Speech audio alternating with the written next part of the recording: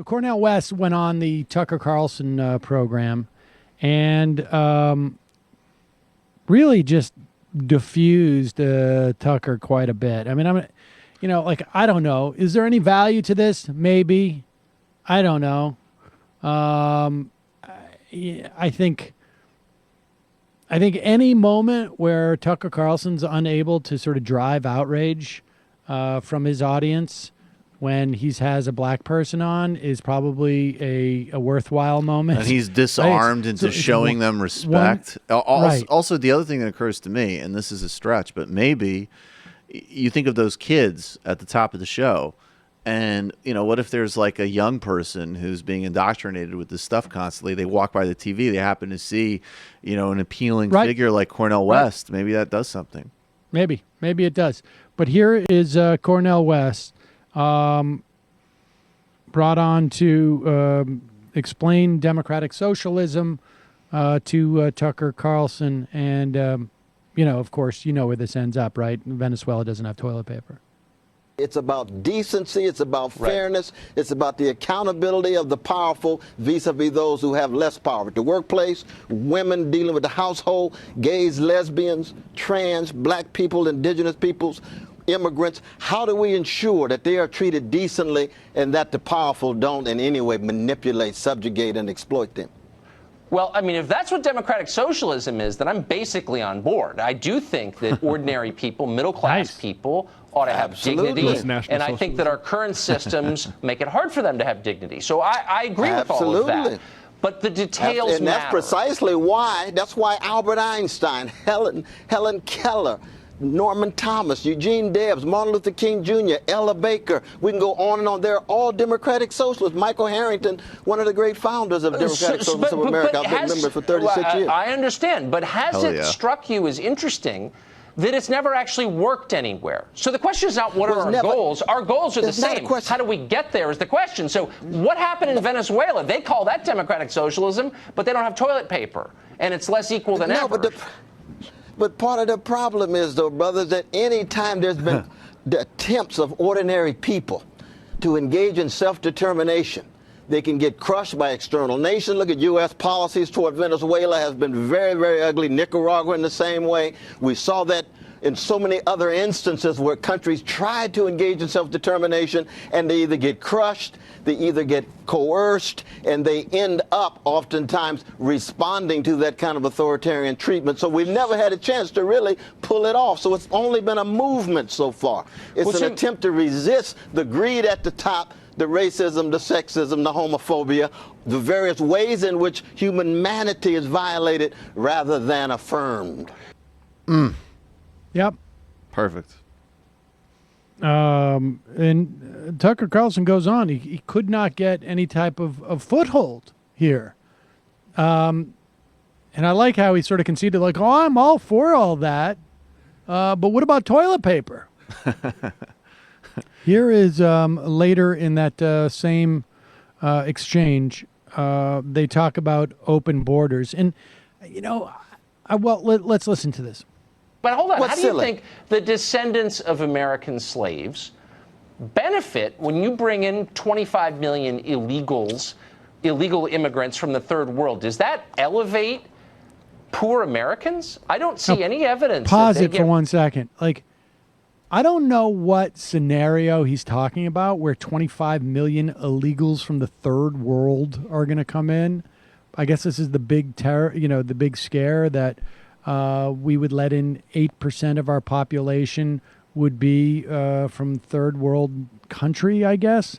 But I think it's highly unlikely that even if we were to have completely open borders, you'd have those type of numbers of people coming in. But maybe. But I'm not even convinced that it would make that much of a difference. Also, where this clip is going is, I mean, there was a wave of immigrants that did come in before at a time, and Cornel West doesn't go in this direction, but it was like specifically when black people were legally structurally discriminated against, and there were lots of immigrants that came in that did, in fact, functionally have advantages over them because they had white skin.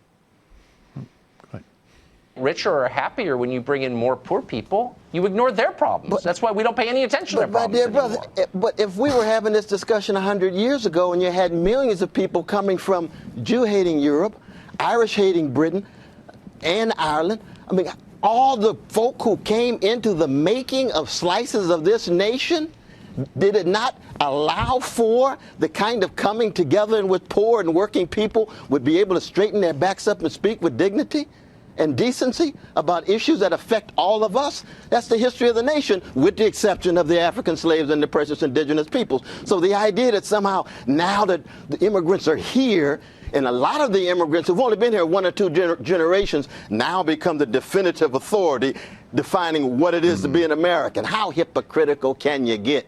I've been here 9 generations coming out of enslaved people, and I can still embrace my Mexican brothers and sisters. I can embrace a whole host of others coming from around the world. But it's not just a matter of no borders. I don't believe in just no borders myself. It's a question of making sure their dignity is affirmed when they get here. Then you got to get a hold of the DSA of New York's Twitter account, because they're saying we got a number of voices in DSA. I love them. We believe in disagreement.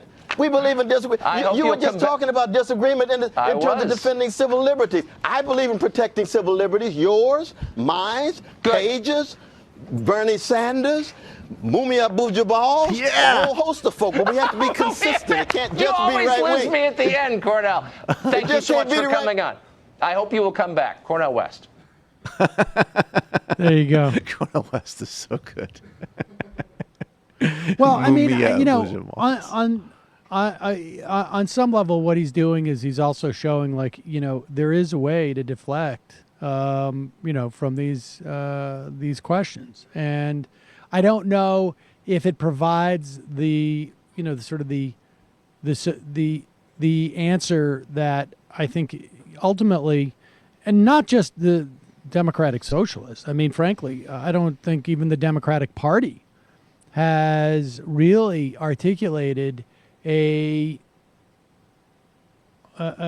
defined immigration policy, right? It's all sort of defensive on some level. And even in that instance, right, he's simply saying, well, we have a bunch of different disagreements, and I have some general principles for immigration reform. I mean, I think that the Democratic Party has to, and just sort of the left in general, has to come up with something. Obviously, it's going to be more nuanced than let's build a wall because the Mexicans are overpopulating us. But they're going to have to come up with something that, and, you know. They should talk about doing, I mean, you can have by the way, like, even the frame, I mean, ultimately, if you ask me ideologically, I ultimately believe in a borderless world. But you can demilitarize a border and still have a border. That's what AMLO's committed to doing in Mexico on the Guatemalan border. He said, we're not going to do Trump's dirty work anymore, or America's dirty, or United States' dirty work anymore. We're not going to militarize a border that children and refugees are trying to cross. It doesn't mean we're going to let everybody in.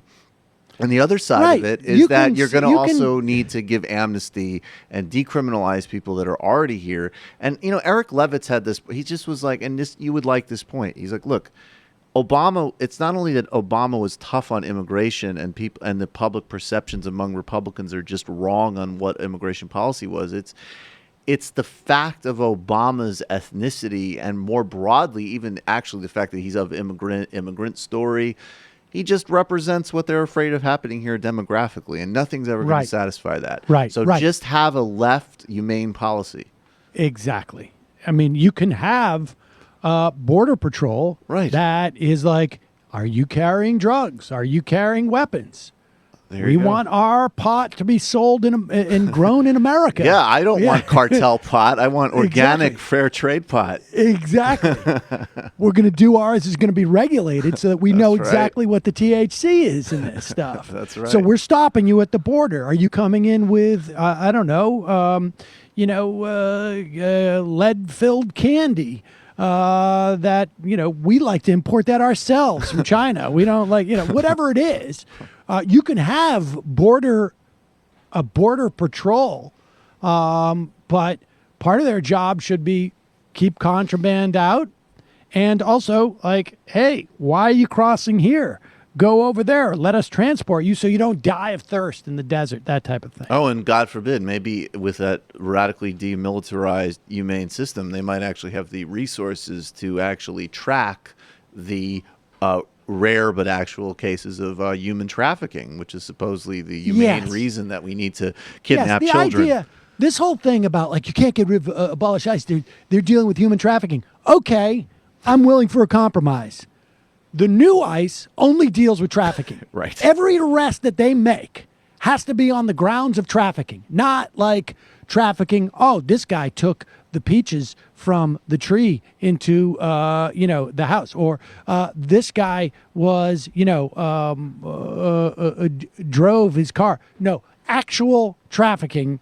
And if they want to make ICE as an agency only deal with trafficking, great. Fair enough. I'm all way down on that. That would be terrific. No problem. And while you're at it, why don't you reverse SESTA so that you can actually have a lead and find somebody?